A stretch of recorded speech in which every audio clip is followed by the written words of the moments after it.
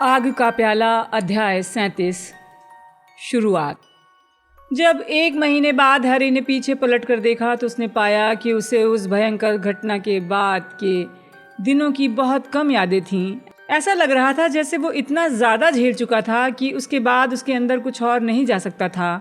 उसके बाद की जितनी भी यादें थीं वो बहुत दर्दनाक थीं। शायद सबसे बुरी याद तो डिगोरी दंपत्ति से हुई मुलाकात की थी, जिनसे वो अगली सुबह मिला था। उन्होंने उसे घटनाओं के लिए दोष नहीं दिया था, बल्कि धन्यवाद दिया था कि वो सेड्रिक की लाश को उनके पास ले आया। मिस्टर डिगोरी बातचीत के दौरान ज़्यादातर सुबकते रहे। मिसेस डिगोरी का दुख तो आंसुओं से भी परे था। तब तो उसे सबसे ज़्यादा तकलीफ नहीं हुई थी जब हैरी ने उन्हें बताया कि सेड्रिक की मृत्यु कैसे हुई। और देखो, एमॉस वो टूर्नामेंट जीतने के ठीक बाद मरा था। वो बहुत खुश हुआ होगा। जब वो उठकर खड़े हुए तो मिसेस डिगोरी ने हैरी की तरफ देखते हुए कहा, अब तुम अपना ख्याल रखना। हैरी ने अपने बिस्तर के पास वाले टेबल से सोने के सिक्कों से भरी थैली उठाई। उसने उनसे बुदबुदाकर कहा, आप इसे ले जाइए, ये सेड्रिक को मिलना चाहिए था। वो कब तक पहले पहुंचा था, आप इसे ले लीजिए। लेकिन वो दूर हट गई। ओह नहीं बेटे, ये तुम्हारा इनाम है, हम इसे नहीं ले सकते, इसे तुम ही रखो। हैरी अगली शाम को गरुड़द्वार हॉल में लौटा। हरमाइनी और रॉन ने उसे बताया कि डंबलडोर ने सुबह नाश्ते के समय विद्यार्थियों को संबोधित किया है और आग्रह किया है कि वो हैरी को अकेला छोड़ दें। भूल भुलैया की कहानी के लिए उसे तंग न करें। हैरी ने देखा गलियारे में ज़्यादातर विद्यार्थी उससे कतरा रहे थे, नज़र मिलाने से बच रहे थे। कुछ उसके पास से गुजरते समय अपने मुंह पर हाथ रख कर फुसफुसा रहे थे। उसने अंदाज़ा लगाया उसमें से कई तो रीटा स्कीटर के लेख के कारण उसे दुविधाग्रस्त और ख़तरनाक मान रहे होंगे। शायद वो मन ही मन कल्पना कर रहे होंगे कि सेड्रिक कैसे मरा है। उसे तब सबसे अच्छा लगता जब वो रॉन और हरमाइनी के साथ दूसरी चीज़ों के बारे में बातें करता या फिर चुपचाप बैठकर उन्हें शतरंज खेलते देखता। उसे महसूस हुआ जैसे उन तीनों के बीच एक मौन समझौता हो गया है। तीनों ही किसी ऐसे बाहरी संकेत या खबर का इंतज़ार कर रहे थे जिससे ये पता चले कि हॉगवर्ट्स के बाहर क्या हो रहा था। जब तक उन्हें ये पता न चल जाए कि क्या हो रहा था, इस बारे में अंदाज़ा लगाना बेकार था कि क्या होने वाला है। सिर्फ एक ही बार उन्होंने इस बारे में बात की थी, जब रॉन ने हैरी को बताया कि घर जाने के पहले मिसेस वीजली ने डंबलडोर से क्या बातें की थी। वो उनसे पूछने गई थी कि क्या तुम इस गर्मी में सीधे हमारे घर रहने आ सकते हो, लेकिन डंबलडोर चाहते हैं कि तुम कम से कम शुरुआत में तो डजली परिवार के साथ ही रहो। क्यों? हैरी ने कहा। मम्मी कहती हैं डंबलडोर ने किसी कारण से तो ऐसा कहा होगा। मुझे लगता है हमें उन पर भरोसा करना चाहिए, है ना? रॉन और हरमाइनी के अलावा हैरी सिर्फ हैग्रिड से बात करना पसंद करता था। चूँकि गुप्त कलाओं से रक्षा का कोई टीचर नहीं था, इसलिए उस विषय की क्लास खाली रहती। गुरुवार की दोपहर की इसी खाली क्लास के समय वो हैग्रिड के घर गए। मौसम सुहाना था। फैंग भौंकता और पूंछ हिलाता हुआ खुले दरवाजे से तेजी से बाहर निकला। कौन है? हैग्रिड ने दरवाजे तक आते हुए कहा। हैरी। वो उनसे मिलने के लिए आगे आया, एक हाथ से हैरी को गले लगाया और उसके बाल बिखराए, फिर देखकर बोला, तुम्हें देखकर अच्छा लगा हैरी। वो जब हैग्रिड के कैबिन में दाखिल हुए तो उन्होंने अंगीठी के सामने लकड़ी की टेबल पर बाल्टी के आकार के 2 कप देखे। उसके साथ चाय पी रहे थे। वो अभी गई है, हैग्रिड ने कहा। कौन? Madam Maxime. और कौन? हैग्रिड ने कहा। इसका मतलब तुम दोनों में सुलह हो गई है ना? रॉन ने पूछा। हैग्रिड ने चाय बनाई और बिस्कुट की प्लेट सबकी तरफ बढ़ाई। इसके बाद वो अपनी कुर्सी पर टिक गया और अपनी बीटल जैसी काली आंखों से हैरी को गौर से देखता रहा। उसने पूछा, तुम ठीक तो हो? हाँ। नहीं, जाहिर है तुम ठीक नहीं हो, लेकिन सब कुछ ठीक हो जाएगा। हैरी कुछ नहीं बोला। जानते थे कि वो लौट कर आएगा। हैरी, रॉन और हरमाइनी ने सदमे से उसकी तरफ देखा। बरसों से जानते थे हैरी, जानते थे कि वो छुपा हुआ है, मौके का इंतज़ार कर रहा है। ये सब तो होना ही था और अच्छा है ये हो गया। अब हमें इसका सामना करना है, इससे जूझना है। हो सकता है उसके कब्जा जमाने से पहले हम उसे रोक लें। डंबलडोर की यही योजना है। डंबलडोर महान है। जब तक वे हम लोगों के साथ हैं, हम लोगों को ज़्यादा चिंता नहीं है। हैग्रिड ने अपनी घनी भौहें उठाकर उन लोगों के चेहरे पर हैरानी का भाव देखा। इस बात पर चिंतित होने से क्या फ़ायदा है? जो होना है वो होकर रहेगा और जब वो होगा तब हम उससे निपट लेंगे। डम्बलडोर ने हमें बताया है तुमने कितना बड़ा काम किया हैरी। हैरी की तरफ देखते समय हैग्रिड का सीना गर्व से फूल गया। वो बोला, तुमने अपने पिता की तरह काम किया है और हम तुम्हारी इससे ज़्यादा तारीफ नहीं कर सकते। हैरी ने उसकी तरफ मुस्कुरा कर देखा। वो कई दिनों बाद पहली बार मुस्कुराया था। डम्बलडोर ने तुमसे क्या करने को कहा है हैग्रिड? उन्होंने प्रोफेसर मैगोनिकल को भेजकर तुम्हें और मैडम मैक्सिम को अपने पास बुलाया था उस रात। इस गर्मी में हमें उनका एक छोटा सा काम करना है, ये गोपनीय है, इसके बारे में हमें बात नहीं करनी चाहिए, यहाँ तक कि तुम लोगों से भी नहीं। शायद मैडम मैक्सिम हमारे साथ जाएंगी। हमें लगता है कि वो हमारे साथ जाएंगी, हमने उन्हें तैयार कर लिया है। क्या इसका संबंध वोल्डेमॉर्ट से है? हैग्रिड उस नाम को सुनकर बिचक गया। हो सकता है, उसने टाल मटोल किया। अब हमारे साथ आखिरी अग्निडंक को देखने कौन चलेगा? डरो नहीं, हम तो मजाक कर रहे थे, उसने उनके चेहरे के भाव को देखकर कहा। जिस दिन हैरी को प्रिविट ड्राइव लौटना था उसके एक रात पहले उसने भारी मन से कमरे में अपना संदूक पैक कर लिया था। वो विदाई की दावत से घबरा रहा था जिसमें आमतौर पर जश्न मनाया जाता था और इंटर हाउस चैंपियनशिप की विजेता की घोषणा होती थी। जब से वो अस्पताल से लौटा था वो भीड़ भरे हॉल में जाने से कतराता था। अपने साथी विद्यार्थियों से बचने के लिए हैरी वहाँ खाना खाने तब जाता जब हॉल खाली रहता। जब हैरी, रॉन और हरमाइनी हॉल में आए तो उन्होंने देखा कि वहाँ सजावट नहीं की गई है। आमतौर पर विदाई की दावत के समय बड़े हॉल को विजेता हाउस के रंगों से सजाया जाता था। बहरहाल आज रात को टीचर्स की टेबल के पीछे की दीवार पर काले पर्दे लगे थे। हैरी समझ गया ये सेड्रिक की याद में है। असली बावरे ने मूडी स्टाफ टेबल पर बैठे थे। उनका लकड़ी का पैर और उनकी जादुई आंख दोबारा सही जगह पर आ गई थी। वो बहुत घबरा रहे थे और जब कोई उनसे बोलता था तो वो बुरी तरह चौंक जाते। हैरी उन्हें दोष नहीं दे सकता था। अपनी ही संदूक में 10 महीने तक कैद रहने के बाद ये स्वाभाविक था कि उनका हमले का डर कई गुना बढ़ जाए। प्रोफेसर कारकारोव की कुर्सी खाली थी। हैरी ने गरुड़ द्वार के बाकी विद्यार्थियों के साथ बैठते हुए सोचा, कारकारोव कहाँ होंगे? क्या वोल्डेमॉर्ट ने उन्हें पकड़ लिया होगा? मैडम मैक्सिम वहाँ पर थीं। वो हैग्रिड के पास बैठी थीं। वो दोनों आपस में बातें कर रहे थे। स्नैप प्रोफेसर मैगोनिकल के पास बैठे थे। जब हैरी ने उनकी तरफ देखा तो उनकी आंखें हैरी पर एक पल के लिए ठहरीं। उनके भाव को समझना मुश्किल था। वो हमेशा की तरह ही चिड़चिड़े और नाराज थे। स्नैप जब दूसरी तरफ देखने लगे उसके बाद भी हैरी उन्हें देखता रहा। जिस रात को वोल्डेमॉर्ट लौटा था उस रात को स्नैप ने डम्बलडोर के आदेश पर कौन सा काम किया था और क्यों डम्बलडोर को ये विश्वास था कि स्नैप सचमुच उनकी तरफ थे? डम्बलडोर ने स्मृति पात्र में क्यों कहा था कि वो उनके जासूस थे? स्नैप अपनी जान जोखिम में डालकर वोल्डेमॉर्ट के खिलाफ जासूसी कर रहे थे। वो कौन सा काम था जो दोबारा वो कर रहे थे? शायद ये प्राण भक्षियों से संपर्क करने का काम होगा, ये नाटक करने का कि दरअसल वो डम्बलडोर की तरफ नहीं बल्कि वोल्डेमॉर्ट की तरह ही मौके का इंतजार कर रहे थे। हैरी की उधेड़-बुन प्रोफेसर डम्बलडोर ने ख़त्म की जो स्टाफ टेबल पर उठकर खड़े हो गए। विद्यार्थी खामोश हो गए। अंत, 1 और साल का अंत हो गया। डम्बलडोर ने उन सब की तरफ देखते हुए कहा।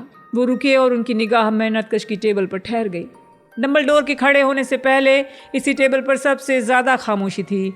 हॉल में सबसे ज़्यादा दुखी और पीले चेहरे वाले मेहनतकश के विद्यार्थी ही थे। मैं आज रात आप सबसे कुछ कहना चाहता हूँ, लेकिन सबसे पहले मैं एक बहुत ही अच्छे इंसान के चले जाने पर अफसोस जताना चाहूँगा जिसे यहाँ बैठा होना चाहिए था। उन्होंने मेहनतकश की टेबल पर इशारा किया। मैं चाहूँगा आप सब लोग उठकर खड़े हों और सेड्रिक डिगोरी के सम्मान में अपने प्याले उठा लें। सब ने ऐसा ही किया। बेंचों के सरकने की आवाज़ आई। हॉल का हर व्यक्ति उठकर खड़ा हुआ। उसने प्याला उठा लिया। फिर सब ने एक धीमी आवाज़ में कहा, सेड्रिक डिगोरी के नाम। हैरी ने भीड़ में चो को देखा। उसके चेहरे पर आंसू थे। सेड्रिक एक ऐसा इंसान था जो मेहनतकश हाउस के कई बेहतरीन गुणों का जीता जागता प्रतीक था। वो एक अच्छा वफादार दोस्त था, मेहनती और ईमानदार था। आप उसे अच्छे से जानते हों या ना जानते हों, उसकी मृत्यु से आप सब प्रभावित हुए होंगे। इसलिए मुझे लगता है आपको ये जानने का हक है उसकी मौत कैसे हुई। सेड्रिक डिगोरी की हत्या लॉर्ड वोल्डेमॉर्ट ने की है। पूरे हॉल में दहशत भरी फुसफुसाहट फैल गई। डम्बलडोर शांत रहे। जादू मंत्रालय नहीं चाहता कि मैं आपको ये बात बताऊं। हो सकता है आप लोगों के माता पिता ये जानकर दहशत में आ जाएं कि मैंने आपको ये बात बता दी है, या तो इसलिए कि वो इस बात पर यकीन नहीं करते कि लॉर्ड वोल्डेमॉर्ट लौट आया है, या फिर इसलिए क्योंकि वो आपको इतना छोटा मानते हैं कि आपको ये बात मालूम होने देना नहीं चाहते। बहरहाल मेरा मानना यह है कि आमतौर पर सच झूठ से बेहतर होता है। मैं मानता हूँ कि ये नाटक करना सेड्रिक की याद का अपमान है कि वो किसी दुर्घटना या अपनी गलती से मरा है। हॉल में बैठे हर व्यक्ति का स्तब्ध और आतंकित चेहरा अब डंबलडोर की तरफ मुड़ा हुआ था। हैरी ने नागशक्ति की टेबल पर ड्रैको को क्रैब और ग्वाइल से कुछ बुदबुदाते हुए देखा। हैरी को जोर से गुस्सा आ रहा था। यहाँ कोई और भी है जिसका जिक्र सेड्रिक की मौत के संबंध में करना होगा। जाहिर है मैं हैरी पॉटर की बात कर रहा हूँ। बड़े हॉल में एक लहर दौड़ गई जब कुछ विद्यार्थियों ने हैरी पर नजर डाली और फिर डंबलडोर को देखने लगे। हैरी पॉटर लॉर्ड वोल्डेमॉर्ट के चंगुल से भागने में कामयाब हो गया है। उसने सेड्रिक के शरीर को हॉगवर्ट्स लाने के लिए अपनी जान जोखिम में डाली। उसने हर तरह से बहादुरी दिखाई जो लॉर्ड वोल्डेमॉर्ट का सामना करते समय बहुत कम जादूगरों ने दिखाई है। मैं उसका सम्मान करता हूँ। डंबलडोर गंभीरता से हैरी की तरफ मुड़े और अपना प्याला उठा लिया। बड़े हॉल में लगभग सब ने ऐसा ही किया। जिस तरह सेड्रिक का नाम बुदबुदाया था उसी तरह हैरी का नाम लिया। उसके सम्मान में प्याले से 2 घूंट पी लिए। लेकिन खड़े हुए लोगों के बीच में से हैरी ने देखा मेल्फॉय, क्रैब, ग्वाइल और नाग शक्ति के कई विद्यार्थी बगावत करते हुए अपनी जगह पर बैठे रहे। डंबलडोर के पास जादुई आंख नहीं थी, इसलिए वो नहीं देख पाए।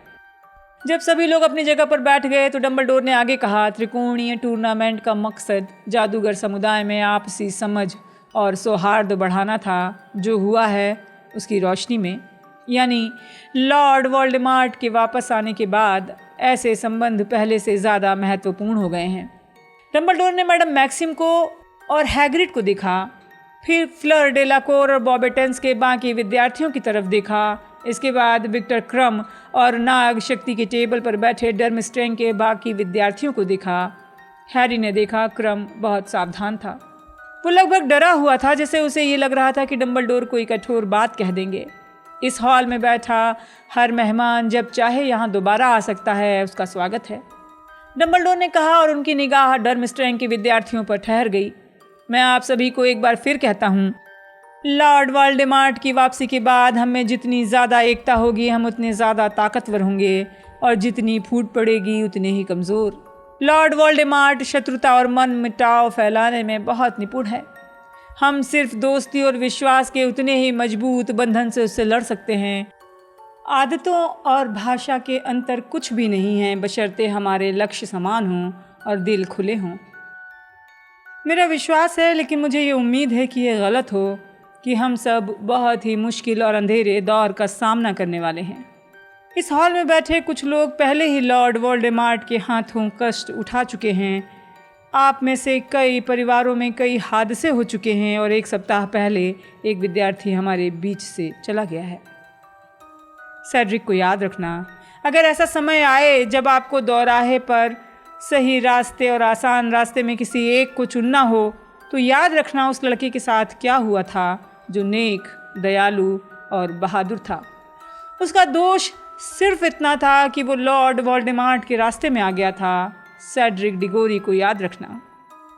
हैरी का संदूक पैक हो चुका था। हेडविग उसके ऊपर रखे अपने पिंजरे में पहुंच चुकी थी। हैरी, रॉन और हरमाइनी भीड़ भरे प्रवेश हॉल में 4th ईयर के बाकी विद्यार्थियों के साथ गाड़ियों के आने का इंतज़ार कर रहे थे जो उन्हें हॉग्समीड स्टेशन तक पहुंचाने वाली थी। ये गर्मी का एक सुहाना दिन था। उसे लगा कि प्राइवेट ड्राइव में गर्मी होगी। जब वो शाम को वहाँ पहुँचेगा तो उसे फूलों की रंग बिरंगी क्यारियाँ देखने को मिलेंगी, लेकिन इस विचार से उसे ज़रा भी खुशी नहीं मिली। हैरी, उसने पलट कर देखा। फ्लर डेलाकोर तेज़ी से पत्थर की सीढ़ियाँ चढ़कर महल में आ रही थी। उसके पीछे मैदान के पार काफ़ी दूर हैरी देख रहा था कि 2 विशाल घोड़ों को घोड़ा गाड़ी में बांधा जा रहा था। हैग्रिड इस काम में मैडम मैक्सिम की मदद कर रहा था। बॉबेटन्स की घोड़ा गाड़ी जाने के लिए तैयार हो रही थी। मुझे उम्मीद है हम फिर मिलेंगे, फ्लर ने कहा जब उसने हैरी के पास पहुंचकर अपना हाथ बढ़ाया। मैं अंग्रेज़ी सुधारने के लिए यहाँ नौकरी करना चाहती हूँ। तुम्हारी अंग्रेज़ी तो पहले से काफ़ी अच्छी है, रॉन ने दबी हुई आवाज़ में कहा। फ्लर उसकी तरफ देखकर मुस्कुराई। हरमाइनी की त्योरियाँ चढ़ गईं। अलविदा हैरी, फ्लर ने वापस जाने के लिए मुड़ते हुए कहा। तुमसे मिलकर अच्छा लगा। हैरी का मनोबल थोड़ा बढ़ा था। उसने फ्लर को लॉन के पार मैडम मैक्सिम की तरफ जाते देखा। उसके चांदी जैसे बाल धूप में लहरा रहे थे। क्या पता डर्मस्ट्रैंग के विद्यार्थी वापस कैसे जाएंगे? क्या वे कारकारोफ के बिना उस जहाज़ को चला पाएंगे? रॉन ने कहा। कारकारोफ ने जहाज़ नहीं चलाया था। एक रूखी आवाज़ आई। वे तो अपने कैबिन में ही बैठे रहे थे। सारा काम तो हमने ही किया था। क्रम हरमाइनी से विदा लेने आया था। क्या मैं तुमसे कुछ बात कर सकता हूँ? उसने हरमाइनी से पूछा। ओह हाँ ठीक है, हरमाइनी परेशान दिखते हुए बोली। फिर क्रम के पीछे गई और भीड़ में उछल हो गई। रॉन ने ज़ोर से कहा, घोड़ा गाड़ियाँ 1 मिनट में यहाँ आ जाएंगी। बहरहाल उसने हैरी को गाड़ियों के आने पर निगाह रखने की सलाह दी, क्योंकि वो तो अगले कुछ पलों तक अपनी गर्दन मोड़कर भीड़ के ऊपर ये देखने की कोशिश कर रहा था कि क्रम और हरमाइनी क्या कर रहे हैं। वो बहुत जल्दी लौट आए। रॉन ने हरमाइनी की तरफ देखा, लेकिन उसका चेहरा भावहीन था। मुझे डिगोरी पसंद था, क्रम ने अचानक हैरी से कहा। वो हमेशा मुझसे विनम्रता से बातें करता था, हमेशा। मैं डर्मस्ट्रैंग का था, कारकारोफ का विद्यार्थी था। इसके बावजूद उसने त्योरियां चढ़ाते हुए आगे कहा, क्या तुम लोगों के नए हेडमास्टर नियुक्त हो गए हैं? हैरी ने पूछा। क्रम ने कंधे उचका दिए। उसने भी फ्लर की तरह अपना हाथ आगे बढ़ाकर हैरी से हाथ मिलाया और रॉन से भी। रॉन को देखकर लग रहा था उसके मन में दर्दनाक संघर्ष चल रहा है। क्रम मुड़कर जाने लगा तो रॉन अचानक बोला, क्या मैं तुम्हारा ऑटोग्राफ ले सकता हूँ? हरमाइनी उन घोड़ा विहीन गाड़ियों की तरफ मुड़कर मुस्कुराने लगी जो अब उनकी तरफ आ रही थी। क्रम ने हैरानी लेकिन प्रसन्नता से रॉन को एक चर्मपत्र पर ऑटोग्राफ दे दिया। किंग्स क्रॉस तक वापसी यात्रा में मौसम बहुत अच्छा था। ये उस मौसम के विपरीत था जो सितंबर में हॉगवर्ट्स आते समय था। आज आसमान में एक भी बादल नहीं था।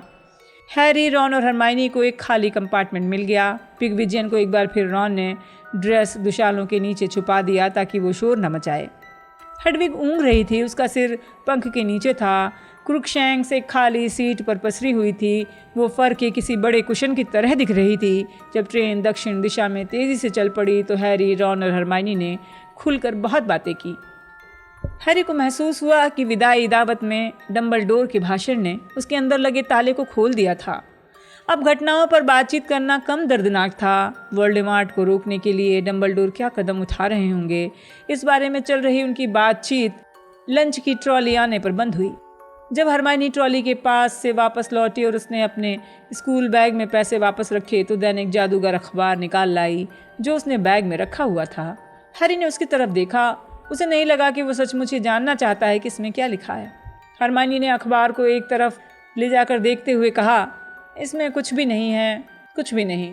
मैं हर दिन गौर से पूरा अखबार पढ़ रही हूँ। तीसरे काम के बाद वाले दिन बस एक छोटी सी खबर छपी थी जिसमें ये लिखा था कि तुमने टूर्नामेंट जीत लिया है। सेड्रिक का तो जिक्र तक नहीं था। इसके बारे में कुछ भी नहीं है। अगर तुम मुझसे पूछो तो फज उन्हें अपना मुंह बंद रखने के लिए मजबूर कर रहा है। वो रीटा का मुंह नहीं बंद रख पाएगा, हैरी ने कहा। इस तरह की कहानी के लिए तो बिल्कुल नहीं। ओह, रीटा ने तीसरे काम के बाद कुछ नहीं लिखा है, हरमाइनी ने दबी सी आवाज़ में कहा। फिर उसने थोड़ी कांपती आवाज़ में कहा, सच तो यह है कि रीटा अब कुछ समय तक कुछ नहीं लिखेगी जब तक वो ये ना चाहे कि मैं उसका भांडा फोड़ कर दूं। ये तुम क्या कह रही हो? रॉन ने कहा। हरमाइनी ने तेज़ी से कहा, मुझे पता चल गया है कि हॉगवर्ट्स में आने के प्रतिबंध के बावजूद वो गोपनीय बातचीत कैसे सुनती थी। हैरी समझ गया हरमाइनी ये बात बताने के लिए बेताब होगी, लेकिन स्थिति को देखते हुए उसने खुद पर संयम रखा होगा। हैरी ने तत्काल पूछा, वो ऐसा कैसे कर रही थी? तुमने कैसे पता लगाया? रॉन ने घूरते हुए कहा। हरमाइनी बोली, दरअसल ये विचार तुमने दिया था हैरी। मैंने? कैसे? बीटल की तरह भन भन करने की बात कहकर, हरमाइनी ने खुशी से कहा। देखो, रीटा स्कीटर एक इच्छाधारी नर पशु है, लेकिन उसने रजिस्ट्रेशन नहीं करवाया है। वो अपना रूप परिवर्तन करके बीटल में बदल जाती है। हरमाइनी ने अपने बैग में से कांच की एक छोटी सील बंद शीशी निकाली। तुम मजाक कर रही हो? तुम ऐसा वो नहीं है। रॉन ने कहा। ओह हाँ, वही है। हरमाइनी ने खुशी खुशी उनकी तरफ शीशी लहराते हुए कहा। अंदर पत्तियां, टहनियां और एक मोटी सी बड़ी बीटल थी। ये कभी नहीं हो सकता, तुम मजाक कर रही हो? रॉन ने शीशी को अपनी आंखों से सटा लिया। नहीं, मैं मजाक नहीं कर रही हूँ। मैंने अस्पताल की खिड़की पर पकड़ा था। गौर से देखोगे तो तुम्हें उसके चेहरे पर चश्मे के निशान दिख जाएंगे। हैरी ने देखा हरमाइनी सच बोल रही थी। उसे याद आया जब हमने हैग्रिड को मैडम मैक्सिम को अपनी माँ के बारे में बताते सुना था, उस रात मूर्ति पर एक बीटल थी। बिल्कुल, हरमाइनी ने कहा। और जब झील के पास विक्टर से मेरी बातचीत हुई थी तो उसने मेरे बालों से बीटल को बाहर निकाला था। और अगर मैं गलत नहीं हूं तो जिस दिन तुम्हारे निशान में दर्द हुआ था उस दिन रीटा ज्योतिष की क्लास में खिड़की की चौखट पर बैठी हुई थी। वो पूरे साल कहानियों के पीछे भिनभिना रही थी। जब हमने मेलफॉय को उस दिन पेड़ के नीचे खड़े देखा था, रॉन ने धीरे से कहा, तब वो उससे बातें कर रहा था। वो उसके हाथ पर बैठी हुई थी। वो ये बात जानता था। इस तरह रीटा स्कीटर नाग शक्ति के विद्यार्थियों का इंटरव्यू ले पा रही थी। नाग शक्ति वालों को इस बात की परवाह नहीं थी कि वो गैर कानूनी काम कर रही है, क्योंकि वो तो उसे हमारे और हैग्रिड के बारे में बुरी बुरी बातें बताना चाहते थे। हरमाइनी ने रॉन से कांच की शीशी ले ली, बीटल की तरफ देखा और मुस्कुराई, जो गुस्से में शीशे से टकराई। मैंने उसे बता दिया है, लंदन पहुंचने पर मैं उसे बाहर निकालूंगी। मैंने शीशी पर अटूट सम्मोहन लगा दिया है, इसलिए वो अपना रूप परिवर्तन नहीं कर सकती। देखते हैं 1 साल बाद वो लोगों के बारे में भयंकर झूठ लिखने की अपनी आदत छोड़ पाती है या नहीं। शांति से मुस्कुराते हुए हरमाइनी ने बीटल को अपने स्कूल बैग के भीतर रख लिया। कंपार्टमेंट का दरवाज़ा खुला। बड़ी चतुराई का काम किया ग्रेंजर, ड्रैको मेलफॉय ने कहा। क्रैब और गॉयल पीछे खड़े थे। वो तीनों ज़्यादा खुश, दम्भी और ख़तरनाक दिख रहे थे। तो मेलफॉय ने धीरे धीरे कंपार्टमेंट में आगे आते हुए चारों तरफ देखते हुए कहा, तुमने एक रिपोर्टर को पकड़ लिया और पॉटर फिर से डम्बलडोर का प्रिय विद्यार्थी बन गया। ये तो बहुत बड़ी बात है। उसकी भद्दी मुस्कान चौड़ी हो गई। क्रैब और गॉयल खी खी करने लगे। उस चीज़ के बारे में सोच रहे हो या नहीं, या फिर ऐसा नाटक कर रहे हो कि कुछ हुआ ही नहीं? बाहर निकल जाओ, हैरी ने कहा। जब से उसने डम्बलडोर के भाषण के दौरान इन तीनों को बुदबुदाते देखा था, तब से मेलफॉय उनके सामने नहीं पड़ा था। उसके कानों में एक तरह की घंटी बज रही थी। हैरी ने दुशाले के नीचे छड़ी पकड़ ली। तुमने हारने वाला दल चुना है पॉटर, मैंने तुम्हें पहले ही चेतावनी दी थी। हम जब हॉगवर्ट्स में पहली बार मिले थे, मैंने तुमसे कहा था इस तरह के ऊट पटांग लोगों के साथ मत रहो। अब बहुत देर हो चुकी है पॉटर। शैतानी शहंशाह लौट चुके हैं। ये लोग सबसे पहले मरेंगे। बदजात और मगलू प्रेमी सबसे पहले जाएंगे। मेरा मतलब है वो दूसरे नंबर पर जाएंगे। पहले नंबर पर तो डिगोरी चला गया है। ऐसा लगा जैसे किसी ने कंपार्टमेंट में बहुत सारे पटाखे चला दिए हों। हर तरफ मंत्रों की चकाचौंध नजर आने लगी। बहुत से धमाकों की आवाज़ें सुनाई दी। रोशनी से हैरी की आंखें चौंधिया गईं। उसने पलक झपकाते हुए फर्श पर देखा। मेलफॉय, क्रैब, गॉयल दरवाजे के पास बेहोश थे। हैरी, रॉन और हरमाइनी उठकर खड़े हो गए थे। उन तीनों ने अलग अलग मंत्रों का इस्तेमाल किया था और सिर्फ उन्होंने ही ऐसा नहीं किया था। हमें देखने आए थे कि कहीं ये तीनों गड़बड़ तो नहीं कर रहे हैं, फ्रेड ने कहा जब वो गॉयल पर पैर रखकर कंपार्टमेंट में आगे आया। उसने छड़ी बाहर निकाली हुई थी और जॉर्ज की छड़ी भी बाहर थी। जॉर्ज अंदर आते समय सावधानी से मेलफॉय पर पैर रखते हुए अंदर आया। रोचक प्रभाव। कंटक अंकुरण शाप किसने दिया? मैंने, हैरी ने कहा। अजीब बात है, जॉर्ज ने मुस्कुराते हुए कहा। मैंने पगबंधन शाप का इस्तेमाल किया था। ऐसा लगता है शायद उन दोनों का प्रयोग एक साथ नहीं करना चाहिए। उसके पूरे शरीर पर छोटे छोटे कांटे उगाए हैं। इन लोगों को यहाँ से हटाना होगा, क्योंकि ये लोग कंपार्टमेंट की सजावट पर बदनुमा दाग हैं। रॉन, हैरी और जॉर्ज ने लात मारकर बेहोश मेलफॉय, क्रैब और गॉयल को धकाया। मंत्रों के प्रभाव से उन सब की हालत बहुत बुरी थी। उन्होंने उन तीनों को गलियारे में वापस पहुंचा दिया और फिर वो कंपार्टमेंट में आ गए। उसका दरवाज़ा बंद कर दिया। फ्रेड ने ताश के पत्ते निकालते हुए कहा, कोई एक्सप्लोडिंग स्नैप खेलेगा? जब वो 5वीं बाजी खेल रहे थे तो हैरी ने उनसे पूछने का फैसला किया। उसने जॉर्ज से पूछा, क्या तुम बता सकते हो तुम लोग किसे ब्लैकमेल कर रहे थे? ओह, वो बात, उससे अब कोई फ़र्क नहीं पड़ता। कोई महत्वपूर्ण बात नहीं है, कम से कम अब तो नहीं। हमने कोशिश छोड़ दी है। लेकिन जब रॉन और हरमाइनी बार बार पूछते रहे तो आखिरकार फ्रेड बोला, ठीक है, अगर तुम लोग जानना चाहते हो तो वो लूडो बैगमैन थे। बैगमैन? हैरी ने तीखी आवाज में कहा। तो तुम ये कह रहे हो कि उन्होंने मौत का निशान? नहीं, ऐसी कोई बात नहीं है, मूर्ख कहीं के, उनके पास तो इतना दिमाग ही नहीं है। अच्छा, तो फिर क्या बात थी? रॉन ने पूछा। तुम्हें याद है क्विडिच वर्ल्ड कप के दौरान हमने शर्त लगाई थी कि आयरलैंड कप जीतेगा लेकिन सुनहरी गेंद क्रम पकड़ेगा? हाँ, हैरी और रॉन ने धीरे से कहा। उस मूर्ख ने हमें माया स्वर्ण पकड़ा दिया था जो आयरलैंड के शुभंकरों यानी स्वर्ण नर्तकों ने बरसाया था। तो क्या वो सोना गायब हो गया? अगली सुबह तक सोना गायब हो चुका था। लेकिन ये संयोग भी तो हो सकता है, जॉर्ज ने बहुत कटुता के साथ कहा। हाँ, हमें पहले यही लगा था और हमने सोचा कि हम उन्हें चिट्ठी लिखकर बता दें कि उनसे गलती हो गई है, वो हमें असली सोना दे देंगे, लेकिन ऐसा नहीं हुआ। हमने हॉगवर्ट्स में कई बार बात करने की कोशिश की लेकिन वो दूर जाने के बहाने खोज लेते थे। अंत में वो नाराज़ हो गए। उन्होंने हमसे कहा कि हम छोटे हैं इसलिए हमें जुआ नहीं खेलना चाहिए और हमें हमारे पैसे वो नहीं देंगे। जॉर्ज ने गुस्से में कहा। इस पर हमने उनसे ये कहा कि कम से कम हमारे मूल पैसे तो लौटा दें। वो साफ मुकर गए। फ्रेड ने कहा। रॉन ने कहा, लेकिन वो तो तुम्हारी बचत थी। जॉर्ज ने कहा, जाहिर है अंत में हमने सब कुछ पता लगा लिया। ली जॉर्डन के डैडी को भी बैगमैन से पैसे वापस लेने में बहुत दिक्कत हुई थी। यही नहीं, पिशाच भी बैगमैन की नाक में दम किए हैं। बैगमैन ने पिशाचों से ढेर सारा सोना उधार लिया था। पिशाचों ने वर्ल्ड कप के बाद उन्हें जंगल में घेरा था, उनके पास से सारा सोना छीन लिया था। फिर भी वो पूरा कर्ज नहीं उतार पाए। पिशाच उन पर नजर रखने के लिए हॉगवर्ट्स तक आए। बैगमैन जुए में सब गंवा चुके थे। उनके पास 2 गैलियन तक नहीं है जिन्हें वो आपस में रगड़ सकें। और तुम जानते हो उस मूर्ख ने पिशाचों का कर्ज उतारने के लिए क्या प्रस्ताव रखा? क्या? बैगमैन ने तुम्हारे नाम पर दांव लगाया था हैरी। तुम पर दांव लगाया था कि तुम टूर्नामेंट जीतोगे पिशाचों के खिलाफ शर्त।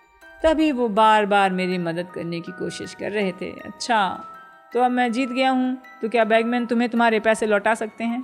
नहीं, पिशाचों ने भी उन्हीं जैसा गंदा खेल खेला। वो कहते हैं कि तुम डिगोरी के साथ पहले नंबर पर आए हो, जबकि बैगमैन ने शर्त लगाई थी तुम अकेले ही जीतोगे। बैगमैन भाग गए। तीसरे काम के बाद फौरन भाग गए। यात्रा बहुत सुखद रही।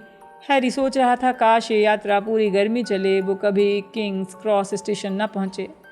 लेकिन उसने स्कूल में सीखा था, जब कोई अप्रिय चीज़ सामने होती है तब समय धीमा नहीं होता। जल्दी ही हॉगवर्ट्स एक्सप्रेस प्लेटफॉर्म नंबर 9:45 पर रुक गई। रॉन और हरमाइनी अपने संदूक लेकर मेलफॉय, क्रैब और गोयल के पास से निकले। बहरहाल हैरी अंदर रुका रहा।